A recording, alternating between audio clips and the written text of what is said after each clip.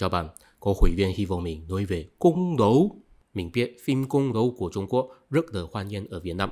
Đáng tiếc là mình không bao giờ coi bất cứ phim cung đấu. Nhưng mà mình biết rằng tổ sư của phim cung đấu Trung Quốc của bây giờ là phim Hồng Kông Thâm Cung Nổi Chiến vào năm 2004. Và có nhiều người KOL review phim trong vùng tiếng Trung đều chấp nhận rằng đến bây giờ chưa có một bộ phim nào có tốt hơn phim này trên mạng sâu sắc. Lý do chủ yếu là vì phim Thâm Cung Nổi Chiến giống như phim Mỹ là các nhân vật trong đó không có ai là 100% người tốt hay 100% người xấu. Mỗi người đều là bị rơi vào tuần hoàn nhân quả mà mình không điều khiển được. Cuối cùng không có ai là người thắng lợi. Đó khiến khán giả thở dài. Như đây câu nói của Phật giáo, chúng sinh đều đau khổ vì tham sân si. Và đại đa số phim cung đấu tiếp theo, nhân vật trong đó hình như có mặt nạ tuần cố định. Không phải người tốt thì là người xấu, không đen thì trắng, cho nên có kiểu hệ hợp. Thậm chí có một thuật ngữ là hình dung nhân vật nữ chính trong đó là ngu trắng ngộ xá bái thiên, tức là rất xinh đẹp và rất ngây thơ mỗi khi có người muốn làm hại. Dù sao đều là vì có quý nhân giúp đỡ, bản thân mình không cần làm chuyện xấu, nhưng đối thủ sẽ có báo ứng, cuối cùng trở thành người thắng lợi. Bây giờ người ta bảo là phim cung đấu tốt nhất Trung Quốc là甄嬛truyền, chính là vì nhân vật nữ chính trong đó không phải ngu trắng ngộ, biết làm chuyện xấu để bảo hộ chính mình, phù hợp hiện thực nhiều hơn. Hình như ở Trung Quốc chỉ cần không thiết kế nhân vật theo kiểu không đen thì trắng thì đủ làm phim tốt rồi. Nhưng mà dù sao đại đa số phim cung đấu nhà thiên đều không phù hợp với lịch sử nhiều lắm. Tại vì sở dĩ cung phi muốn cung đấu thông thường là vì muốn giúp đỡ gia tộc chính mình lấy được quyền lợi chính trị, cho nên cung đấu và chuyên quyền hổ ngoại là hai mặt của một đồng xu. Nhưng nhà thiên không bao giờ có vấn đề hổ ngoại, cho nên cũng không có lý do cung đấu. Theo chế độ nhà thiên, mỗi 3 năm sẽ mở cửa cho thành viên Bắc Kỳ đưa con cái vào hoàng cung tham gia kỳ tuyển chọn tú nữ, sau đó được sắp xếp làm cung nữ, cung phi hay là ban cho hoàng tử hay quý tộc làm vợ. Và phần cấp của các cung phi đều là được thăng lên theo kinh nghiệm cố định. Đó là quy định hoàng đế cũng không thể đặc biệt thăng chức một cung phi nào đó vì sở thích. Cách duy nhất mà cung phi có thể thay đổi địa vị mình là cung mình trở thành hoàng đế hay là trở thành người được trọng dụng của hoàng đế. Có lẽ các bạn sẽ nghĩ đến Từ Hy Thái Hậu, nhưng sở dĩ Từ Hy Thái Hậu có quyền lợi lớn thế là vì bà là mẹ ruột của hoàng đế Đồng Chỉ, mẹ nuôi của hoàng đế Quang Tử. Sau đó trở thành Thái Hậu rồi, gia tộc của bà cũng không có quyền lợi nhiều lắm. Bà phải hợp tác với hoàng tử khác để củng cố địa vị chính mình. Nói chung, địa vị hoàng gia của nhà Thanh không bao giờ bị hồ ngoại thay đổi.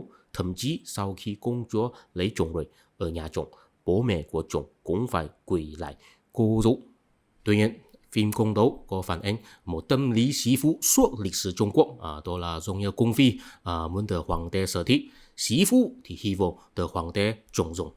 Bài hát của một trong những ca khúc của phim甄嬛truyền là từ bài thơ Bồ Tát Nhân, nguồn tuổi chồng lên nhau và ánh sáng vắng biến mất của ông Tỉnh Quân vào nhà đầm. Trong đó chính là miêu tả một mỹ nhân dày rơ muộn và xuôi cưng make up, cảm thấy chán nản vì người yêu không ở bên cạnh. Make up rồi cũng vô giá. Thật ra đó là ám chỉ tâm trạng của một sĩ phu tuy có nhiều học vấn nhưng không được hoàng đế trọng dụng, cũng là cảm thấy vô nghĩa. Tác giả ông Tỉnh Quân chính là một người rất tài năng, tuy xuất thân cao quý nhưng cứ thất bại trong khoa cử cho nên chỉ có thể làm quan nhỏ. Câu than thở của ông chính là phản ánh rằng sau chế độ khoa cử được thi hành ở Trung Quốc rồi, có vô số người tài năng không thể thực hiện hoài bão. Có lẽ tâm trạng như vậy cũng có liên quan đến Việt Nam. Mình không chắc người Việt Nam có đánh giá như thế nào, nhưng theo tiêu chuẩn của văn học Trung Quốc, câu chuyện của truyền kiều là mừng một nhân vật nữ tính để ám thị sự bất hạnh của một sĩ phu không cả một hoàng đế biết trọng dụng mình. Tại vì phim cung đấu không phù hợp với lịch sử, cho nên đó không đủ cho mình là một video dài 25 phút. May mắn là sau khi mình hỏi hội viên cũng có thắc mắc vấn đề liên quan nào, có người nhắc đến sự cố hóa giai cấp. Và đó thì liên quan với bối cảnh sáng tạo là sĩ phu mừng nỡ nhân vật để than thở cuộc sống chính mình. Tiếp theo, xin để mình nói về một vấn đề lớn hơn, sự cố hóa và di chuyển của giai cấp. Đầu tiên, chúng ta phải làm rõ một điều là tiêu chuẩn cho phán đoán giai cấp cao hay thấp là gì. Có lẽ sẽ có người nói là tài phú hay quyền lợi, Nhưng mà trong lịch sử Trung Quốc từng có xuất hiện nhiều thái giám chuyên quyền và có lấy được nhiều tài phú, nhưng trong thời đại của họ không có ai sẽ nói những thái giám có giai cấp cao. Tại vì người ta biết rằng quyền lợi và tài phú của những thái giám là không chính đáng, là bị tận dụng niềm tin của hoàng đế hay là thao túng hoàng đế. Và trong lịch sử Nhật Bản, thiên hoàng của Nhật Bản không có tài phú và quyền lợi bằng với shogun của Mạc Phụ, nhưng mỗi người đều sẽ đồng ý rằng giai cấp của thiên hoàng là cao hơn shogun. Bây giờ có nhiều nhà tư bản là giàu có hơn nhà vua nước Anh, các nhiệm thủ tướng là có quyền lợi nhiều hơn nhà vua nước Anh, nhưng mỗi người cũng sẽ đồng ý rằng nhà vua nước Anh có giai cấp cao nhất. Hay là có nhiều người giang hồ, có kiếm được nhiều tiền, có cấu kết với nhiều công chức, có tài phú và quyền lợi rất nhiều, nhưng mỗi người cũng sẽ đồng ý rằng một cảnh sát trong sạch và nghèo có giai cấp cao hơn những người giang hồ. Mình muốn biểu đạt rằng tiêu chuẩn cho đánh giá giai cấp của một xã hội là được quyết định bởi thể chế của xã hội đó. Cho nên dù một người có tài phú và quyền lợi bao nhiêu, nếu theo thể chế xã hội, tài phú và quyền lợi của người đó là không chính đáng thì sẽ bị đánh giá là giai cấp thấp. Ngược lại, dù một người rất nghèo hay ít sự ảnh hưởng, nếu nghề nghiệp của người đó là được coi là một phần thiết yếu trong thể chế thì sẽ không được đánh giá là giai cấp thấp. Nhà vua là thiết yếu hơn thủ tướng, cho nên nhà vua là giai cấp cao hơn. Cảnh sát là thiết yếu hơn người giang hồ, cho nên cũng là giai cấp cao hơn. Và bất cứ xã hội nào, dù phức tạp đến mức nào, đều phải có hai loại người để duy trì. Một là người rồi sử dụng bạo lực để bảo hộ thành viên của xã hội. Hai là người rồi thuyết phục lòng người để đoàn kết thành viên của xã hội. Quay trở về giai đoạn đầu tiên của xã hội nhân loại, khi một bộ lạc bắt đầu xuất hiện tầng lớp người thống trị, chính là hai loại người này. Sinh ra mình gọi họ là chiến sĩ và pháp sư. Khi bắt đầu, pháp sư có địa vị cao hơn, tại vì trong một bộ lạc mỗi thành viên nam tính đều sẽ lên chiến trận, trình độ võ thuật của họ sẽ không khác biệt nhiều lắm. Nhưng mà không phải mỗi người đều biết biểu hiện mình có pháp thuật, có thể là biết sử dụng các loại cây ảo giác, dự đoán thời tiết, nhìn thấu lòng người. Hay trở bệnh, có thể phát hiện rằng nhà vua của bộ lạc nguyên thủy mẫu hệ chắc là phù thủy. Người ta vì tin rằng pháp sư có pháp thuật cho nên nghe theo pháp sư và có hành động tập thể, có tổ chức. Sau đó văn minh phát triển, địa vị của chiến sĩ thì cao hơn pháp sư. Nhưng mà chúng ta có thể phát hiện rằng dù thời đại thay đổi như thế nào, giai cấp cao nhất của bất cứ xã hội nhân loại nếu không phải là chiến sĩ thì là pháp sư, hay kiêm làm cả hai, chỉ là bộ mặt có khác biệt thôi. Sau khi dân số của bộ lạc tăng lên vì muốn tranh thủ tài nguyên thì phải xảy ra chiến tranh với bộ lạc khác. Trong quá trình này, nhiều bộ lạc được thống nhất và cùng nhau xây dựng thành bang, và chức năng của chiến sĩ dần dần quan trọng hơn pháp sư. Nhà vua phải biết chỉ huy quân đội và sử dụng bạo lực. Vì vậy, xã hội phụ hệ trở thành chủ lưu. Đồng thời, có hai thứ xảy ra. Một là sự phát hiện kỹ thuật vũ khí, làm thời gian huấn luyện để thông thạo vũ khí biến thành rất dài. Trình độ khéo léo sử dụng chiến xa, chiến mã và cung kiếm sẽ rất khác biệt đối với mỗi người. Đó làm chiến sĩ chuyên nghiệp xuất hiện. Càng chuyên nghiệp thì địa vị càng cao. Ví dụ trong nhà thân và nhà chủ, quý tộc là những người biết bắn cung và lái chiến xa. Trong thành bang Hy Lạp và La Mã, tướng quân là những người biết cưỡi ngựa. Binh sĩ bình thường thì chỉ cần biết sử dụng dao hay mâu. Hay là pháp thuật tự lý linh hóa, phát triển thành nghi lễ mà có thể kết hợp như sách giáo khoa. Trong bộ lạc nguyên thủy, pháp sư thông thường là shaman, có thể dựa vào trạng thái quyến ngã, phần lớn là dựa vào năng lực cá nhân. Cùng trong thời đại thành bang, pháp sư là người biết chủ trì và thao tác nghi lễ cúng tế. Đó không liên quan đến năng lực cá nhân, miễn là người có học tập nghi lễ thì đều thực hiện được. Hai thứ kết hợp nhau, từ khi đó chiến sĩ chuyên nghiệp tạo nên cơ sở của người thống trị, còn pháp sư chuyên nghiệp chỉ có địa vị phụ. Có một điều chơi chiêu là sau đó người ta phát hiện rằng văn minh phải dựa vào bạo lực để duy trì, nhưng bạo lực cũng là một khuyên hơn tổng thân bản thân xã hội. Sử thi sớm nhất của nhân loại là sử thi Gilgamesh. Gilgamesh chính là một nhà vua có võ lực cao vào 4.000 năm trước và luôn sử dụng bạo lực áp bức người dân. Vì vậy thần linh giáng xuống một người dã man Enkidu làm đối thủ cho Gilgamesh. Sau khi đánh nhau rồi, Gilgamesh nhận ra Enkidu là một người xứng đáng làm bảo vệ của mình. Vì có tình bạn, Gilgamesh không làm bạo chúa nữa. Câu chuyện này phản ánh nguyên vọng rằng khuyên hướng bạo lực của người thống trị có thể được ức chế bằng tình cảm ngưỡng mộ ở giữa chiến sĩ. 3.000 năm trước, khi người Do Thái lang thang ở Canaan, bị quốc gia xung quanh bắt nạt cho nên muốn lập một nhà vua thống nhất chỉ huy các bộ lạc, khi đó tiên tri Samuel cảnh cáo rằng sau khi có nhà vua rồi, nhà vua sẽ luôn huy động xã hội và làm người dân đau khổ. Sau đó Saul được lập làm nhà vua rồi cũng thực sự luôn phát động chiến tranh và xây dựng công trình lớn. Vì vậy, trong truyền thống Do Thái giáo, nhà vua cùng với chiến sĩ luôn là nhóm người bị kiên hủy. 2.500 năm trước, khi Lão Tử nói rằng rất thánh bộ chỉ dân lấy cấp chấm, rất nhưng bộ nhớ ân lại thảo lệnh, rất khéo bộ lệ không có trộm cắp. Đó chính là vì Lão Tử nhìn thấy cái mà gọi là thánh chỉ dân nhã khéo và lệ, đều là danh nghĩa cho nhà vua làm tiền huy động xã hội đi thông tin quốc gia khác. Người ta bảo là đó là sự phát triển văn minh, nhưng Lão Tử thấy tốt hơn là không phát triển văn minh, quay trở về thời đại bộ lạc. Nước nhỏ, dân ít, không bao giờ giao tiếp với người dân của nước khác, cũng không có lý do giao chiến. Nói chung là thời đại càng muộn, càng cảm thấy tuyệt vọng với khuynh hướng bạo lực của nhà nước.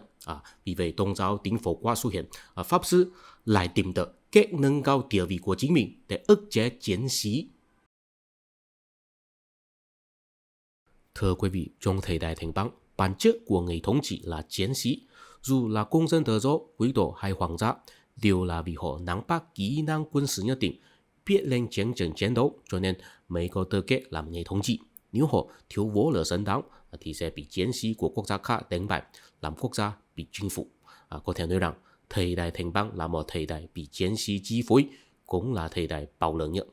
Vì vậy xuất hiện tôn giáo tín phổ quát, có nghĩa là tín ngưỡng siêu việt biên giới quốc gia. Đó có chức năng đoàn kết chiến sĩ của các chỗ ở dưới một tín ngưỡng giống nhau, hóa giải tình cảm đối lập của họ, thuyết phục họ hòa bình với nhau. Có thể nói rằng pháp thuật của nhân loại càng lý tính hóa hơn, từ nghi lễ cúng tế biến thành giáo lý tôn giáo. Pháp sư của thời đại mới là những thầy tu của tôn giáo. Từ khi sự xuất hiện của Hỏa giáo cùng với đế quốc Ba Tơ vào thế kỷ 6 trước công nguyên, đến khi sự xuất hiện của quốc gia dân tộc cùng với sự suy thoái của tôn giáo vào thế kỷ 17. Đó là thời đại tôn giáo mà Pháp sư thuần hóa chiến sĩ, hay nói là thầy tu hướng dẫn người thống trị tuân thủ giáo lý tôn giáo等sử dụng bạo lực quá độ. Tuy nhiên, trong các văn minh, quan hệ ở giữa chiến sĩ và Pháp sư không phải hoàn toàn giống nhau. Có thể phát hiện rằng Pháp sư của Phật giáo và Kitô giáo có địa vị cao hơn. Bí quyết của họ là Pháp sư của họ có xuất gia, không kết hôn và không sinh con. Vì vậy dù họ có lấy được bao nhiêu vinh hoa phú quý khi sống, cuối cùng đều phải để lại cho ngôi chùa và giáo hội mà họ thuộc về. Kết quả là ngôi chùa và giáo hội của họ có thể tích lũy nhiều tài phú, cũng sẽ không bị phân chia, bị tranh cãi của hậu duệ. Và nhà lãnh đạo của tổ chức họ cũng là dựa trên tài năng nhiều hơn huyết thống, rồi đoàn kết tín đồ nhiều hơn, vì vậy có thể duy trì địa vị độc lập nhiều hơn ngoài bên quyền lực của nhà vua. Còn Pháp sư của Nho giáo và Hồi giáo thì có địa vị thấp hơn, tại vì những chuyên gia luật pháp Kinh Koran và Nho sĩ đều có tổ chức gia đình, không có tổ chức tôn giáo độc lập, chỉ có cộng đồng nhỏ là bộ lạc hay tông tộc. Trình độ chuyên nghiệp Pháp sư kiểu vậy cũng không bằng với thầy tu của Kitô giáo và Phật giáo. Ít người trong họ có thể chiêu tập nhiều tín đồ và phản kháng nhà vua, thậm chí có nhiều người trong họ là kiêm làm chiến sĩ và sau đó biến thành người thống trị. Dù sao, bộ lạc hay tông tộc của họ ít độc lập hơn khi đối mặt với quyền lực nhà vua. Tuy nhiên, tình huống của Hồi giáo là tốt hơn, tại vì có nhiều sĩ phu Nho giáo ngay cả tông tộc cũng không có. Nếu không có làm quan thì hoàn toàn không có địa vị xã hội. Đó là vì sao họ phải mượn câu chuyện của nhân vật nổi tiếng để than thở mình không được trọng dụng. Và sự khác biệt trong đó sẽ ảnh hưởng sự quốc hóa và sự di chuyển giai cấp. Chúng ta có thể phát hiện rằng trong văn minh Kitô giáo và Phật giáo, sự quốc hóa giai cấp là nhiều hơn. Thể chế phong kiến của châu Âu, Thái Lan, Myanmar, Mông Cổ, Tây Tạng, thậm chí bao gồm Nhật Bản là vững chắc hơn. Đại đa số giáo tổ quý tộc là suốt mấy trăm năm vẫn tồn tại. Khi nội bộ có chiến tranh, cũng ít huy động người dân tham chiến. Thông thường là cuộc đấu đai đối giữa mấy quý tộc thì đã có thể quyết định thắng bại của cuộc chiến. Tỷ lệ tử vong của quý tộc thậm chí còn cao hơn binh lính bình thường. Nhưng dù bị thua, cả gia tộc cũng sẽ không bị thanh trừng. Dù vương triều và hoàng gia có thay đổi nhiều lần, nhưng đại đa số công chức đều là cha truyền con nối nhờ cũ, không bị ảnh hưởng nhiều lắm. Đó có chứng tỏ rằng địa vị độc lập của Pháp sư thực sự có giúp ích cho họ ức chế khuynh hướng bạo lực của chiến sĩ. Mặc dù những quý tộc thường xuyên đấu tranh nhau, nhưng thầy tu sẽ ngăn cản họ huy động tín đồ của chính mình. vì vĩ mô chiến tranh không lớn, các giai cấp của toàn xã hội cũng sẽ không thay đổi nhiều lắm. Ở đây pháp sư là người bảo hộ của cơ chế cộng đồng, chống cự quyền hành huy động của cơ chế hành chính mà do chiến sĩ điều khiển. Cùng trong văn minh Hồi giáo và Trung Hoa, sự di chuyển giai cấp thì sẽ nhiều hơn. Đó chủ yếu là vì cả hai văn minh này đều có khuynh hướng xây dựng một cơ chế hành chính tập quyền hóa, có một hoàng đế thống nhất làm quyền uy tối cao của tôn giáo, tức là Caliphate và thiên tử. Thông thường, hoàng đế sẽ bỏ qua những quý tộc và trọng dụng những người xuất thân thấp. Nhưng mà có sự khác biệt là Hồi giáo rất tôn trọng quyền tự trị của bộ lạc. Bộ lạc sẽ tự nhiên chống cự khuynh hướng huy động của cơ chế hành chính. Hoàng đế phải đặc biệt tổ chức một quân đội của nô lệ để duy trì thế lực của hoàng gia. Sự huy động như vậy tự nhiên là nhỏ hơn, không ảnh hưởng đến toàn xã hội. Còn xã hội của văn minh Trung Hoa thì mỏng manh hơn, có nhiều dân số là không có tôn tổ che chở, hoàng đế có thể tùy ý chi phối, vì vậy luôn xảy ra cuộc huy động toàn xã hội để cho phát động chiến tranh lớn hay xây dựng công trình lớn. Sau đó đến khi cơ chế hành chính suy yếu rồi, người dân lại khởi nhà khắp nơi, các giai cấp của toàn xã hội bị xáo lại. Văn minh Hồi giáo có nhiều bộ lạc là tồn tại suốt nhiều hơn nghìn năm. Còn trong văn minh Trung Hoa, ngoài gia tộc của Khổng Tử, đại đa số tôn tổ là thành lập trong 500 năm gần đây. Nhưng mà dù sao, những giai cấp được thăng lên trong văn minh Hồi giáo và Trung Hoa đều không mang tính cân bằng tạo nên thời đại mấy. Tại vì đều là những người dựa vào cơ chế hành chính sẵn có, tức là binh lính nô lệ hay quan liêu sĩ phụ, và họ cũng sẽ tận dụng cơ chế hành chính sẵn có để duy trì giai cấp chính mình. Họ sẽ không thay đổi thể chế xã hội sẵn có. Chính là ở đây sự cố hóa giai cấp là nhiều nhất. Giai cấp mang tính cân bằng xuất hiện, đó là giai cấp cơ bản. Họ là lớn lên trong khoảng trống của sự đối lập ở giữa quý tộc và giáo hội. Vì họ không có cơ hội trở thành quý tộc, cũng không muốn xuất gia nhập giáo hội. Họ là tự xây dựng cơ chế cơ bản để sống sót. Sau đó cũng thực sự lớn lên thách đấu với cơ chế hành chính của quý tộc và cơ chế cộng đồng của thầy tú. Cuối cùng tổng hợp cả hai tạo nên thời đại quốc gia dân tộc của bây giờ. Trong đó giai cấp chiến sĩ suy yếu và có giai cấp pháp sư mới xuất hiện. Đó chính là một điều chơi châu lạc. Sự cố hóa giai cấp không nhất định là xấu, tại vì đó có giúp ích cho sự tích lũy văn minh trong trạng thái ổn định và kích thích người ta tìm ra con đường mới. Còn sự di chuyển giai cấp cũng không nhất định là tốt. Tuy đó cho phép nhiều người thăng lên, nhưng có lẽ họ là lãng phí tài năng của họ cho duy trì một văn minh đã giả cuối. Xin để mình nhắc lại một lần nữa, chiến sĩ là những người rồi sử dụng bạo lực. 4.000 năm trước, vì thời gian huấn luyện sử dụng vũ khí rất dài và chịu ảnh hưởng rất nhiều bởi năng lực cá nhân, cho nên giai cấp chiến sĩ nổi lên. Còn thời đại của bây giờ thì là ngược lại. Nếu các bạn có coi phim Vô Sĩ Đạo cuối cùng của Tom Cruise thì sẽ biết rằng đó chính là than thở rằng sau khi súng pháo trở thành vũ khí chủ lưu trong chiến tranh, mọi người chỉ cần huấn luyện mấy tháng thì có thể thông thạo sử dụng. Còn những võ sĩ có xài nhiều năm huấn luyện võ nghệ lại trở thành vô dụng trong chiến tranh. Trong thời đại này, bất cứ ai nào, bất cứ năm nữa, miễn là có súng pháo, toàn dân làm chiến sĩ cũng có thể. Vì vậy, võ lực của chiến sĩ chuyên nghiệp không quan trọng lắm. Điều quan trọng là sự sản xuất vũ khí tiên tiến. Nếu không có năng lực sản xuất vũ khí tiên tiến, thế thì cũng phải có sức sản xuất khác mà kiếm đủ tiền để mua vũ khí từ nước ngoài. Tuy nhiên, chúng ta vẫn có thể nhìn thấy có một số quốc gia là độc tài quân sự. Nhưng mà nếu nói những người độc tài quân sự là vì giỏi chiến đấu cho nên nắm bắt quyền lực chính trị, sẽ tốt hơn nói là vì họ có nắm bắt được kén lấy vũ khí. Đó là vì sao nếu họ không có tiếp nhận tài trợ của nước ngoài thì họ chắc phải hợp tác với nhà tư bản trong nước.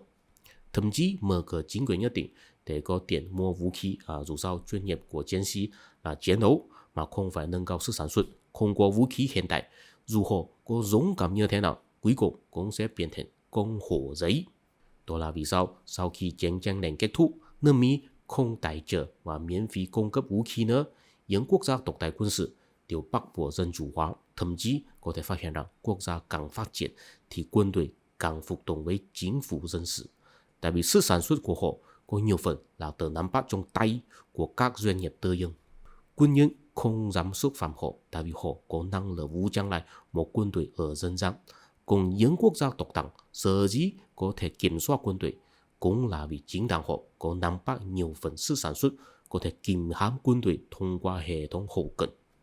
Nói chung, giai cấp chiến sĩ đã không quan trọng bằng với ngày xưa. Thế Pháp sư thì sao?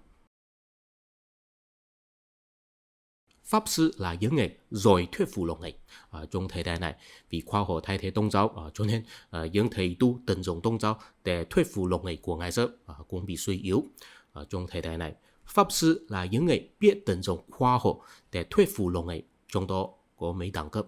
Ok, mấy bạn chú ý cái mà gọi là khoa học ở đây nói chuẩn hơn là bao gồm tất cả những thứ mà chung như phù hợp với kết quả thí nghiệm, suy đoán của lý tính, tinh thần nhân văn hay chủ nghĩa thái độ. Nói chung là có thể tạo ấn tượng cho người ta rằng đó là phù hợp với thực tế, không hẳn là khoa học tự nhiên trong nghĩa hẹp. Ví dụ hồi trước những người đó tin vào lý thuyết trọng tổ của chủ nghĩa Nazi cũng thấy nó là rất khoa học mà. Pháp sư cơ sở nhất là những giáo viên trong các cấp trường học. Đối với đại đa số người, thói quen luân lý của họ là do giáo viên cấp 1 tạo động, kiến thức thường đề và thế giới quan là do giáo viên cấp 2 và cấp 3, kiến thức chuyên nghiệp là do giáo viên trường cao đẳng. Đẳng cấp cao hơn là những người làm việc trong truyền thông đại chúng, cũng bao gồm truyền thông tư nhân trên mạng. Họ có thể ảnh hưởng sự phán đoán của nhiều người với thời sự, họ có thể thúc đẩy một số sự kiện xã hội hay hành động tập thể nhất định. Đẳng cấp cao hơn nữa là những người nổi tiếng mà ngôn luận của họ có sức ảnh hưởng nhất định, có bao gồm các loại ngôi sao, KOL, tác giả, nghệ sĩ, chuyên gia và nhà chính trị. Họ có charisma, thu hút sự chú ý của người ta và tổ chức nhóm người đưa ra yêu cầu, thậm chí phát động biểu tình, trực tiếp ảnh hưởng chính phủ. Đẳng cấp cao nhất là những người có năng lực tận dụng khoa học để chế tạo ra hay bán ra sản phẩm tiên tiến mà có thể thay đổi cuộc sống của người ta, chủ yếu là nhà khoa học và nhà kinh doanh. Steve Jobs là một ví dụ điển hình, Mark Zuckerberg cũng vậy.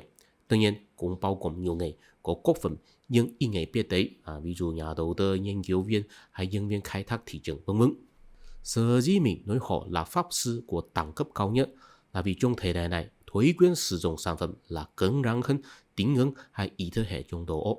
Đối với đại đa số người, tính ngưỡng rất dễ thay đổi, thậm chí là không có tính ngưỡng. Lập trường của mọi người có thể thay đổi nhiều lần. Nhưng mà trước khi sản phẩm thay thế ra đời, ít người sẽ thay đổi thói quen sử dụng sản phẩm sẵn có. Ví dụ trước khi điện thoại di động ra đời, ít người sẽ quyết tâm không dùng điện thoại nữa. Thậm chí có thể nói rằng đại đa số người nỗ lực kiếm tiền chính là vì muốn sử dụng những sản phẩm mà mình không thể bỏ qua. Cuộc sống của chúng ta là bị chi phối bởi các loại sản phẩm.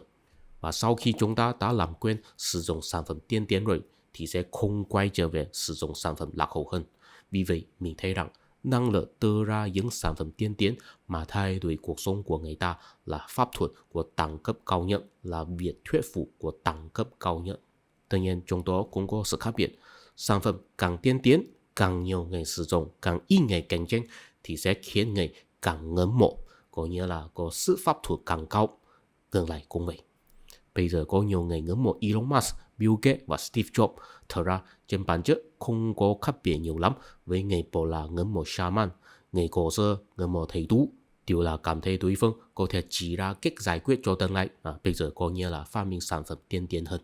Bây giờ chúng ta đã xác định ai là chiến sĩ, ai là pháp sư.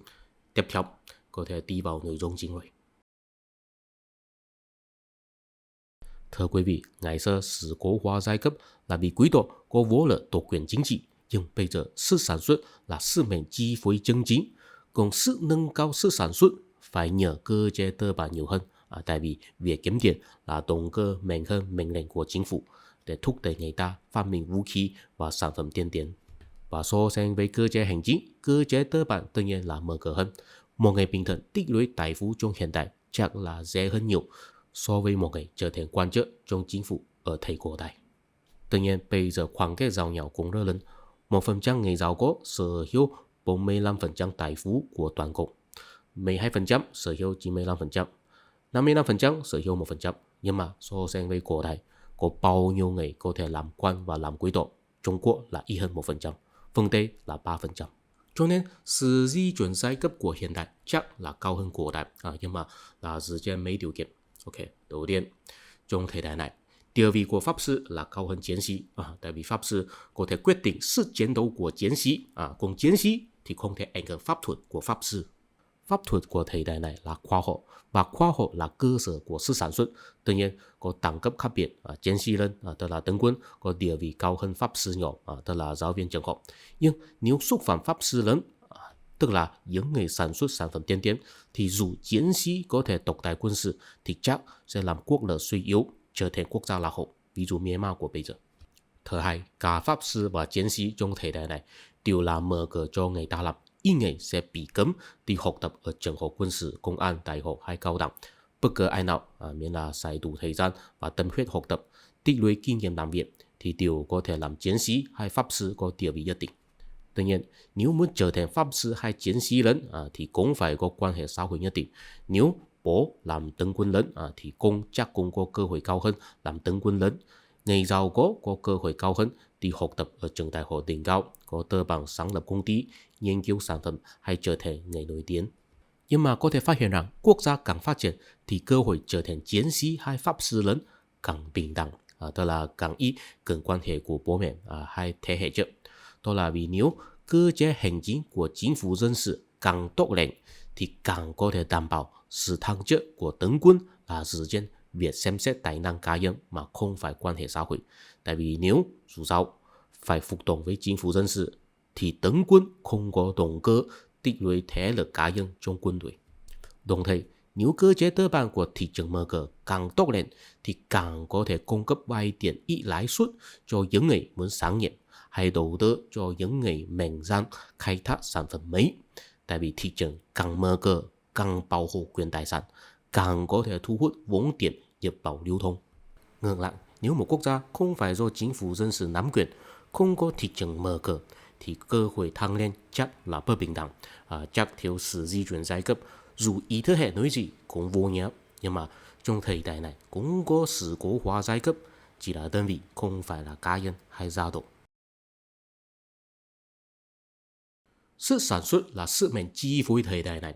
Có thể phát hiện rằng trong suốt 500 năm đã qua, mỗi khi có sản phẩm mới xuất hiện thì sẽ tạo nên giai cấp giàu có tương ứng mới xuất hiện. Trong thế kỷ 16, gia tộc Medici của nước Ý và gia tộc Fugger của nước Đức vì sản xuất súng pháo cho nên trở thành giàu có. Đến thế kỷ 17, vì công nghệ tốc độ tiến bộ làm thương mại trên biển xa hơn và dài hơn nổi lên, những người đầu tư công ty Ấn Độ, Hà Lan và nước Anh trở thành người giàu có mới. Đến thế kỷ 18, vì động cơ hơi nước ra đời, những người đầu tư nghề khai thác than trở thành người giàu có mới. Đến thế kỷ 19, những người đầu tư đường sắt trở thành người giàu có mới. Đến thế kỷ 20, những người đầu tư xăng dầu trở thành người giàu có mới. Đến thế kỷ 21, những người đầu tư Internet trở thành người giàu có mới. Nói chung, sự thay đổi của sự sản xuất sẽ ảnh hưởng sự di chuyển giai cấp, nhưng mà sự ra đời của những sản phẩm mới đều phải kết hợp hai thứ, tư bản và kiến thức. Tư bản có thể do cá nhân hay gia tộc đời đời kế thừa thông qua quyền sở hữu tài sản, nhưng mà sự sản xuất mới là nguồn gốc của tài phú. Vì vậy, người giàu có phải cứ đầu tư vào nhiều việc khai thác công nghiệp.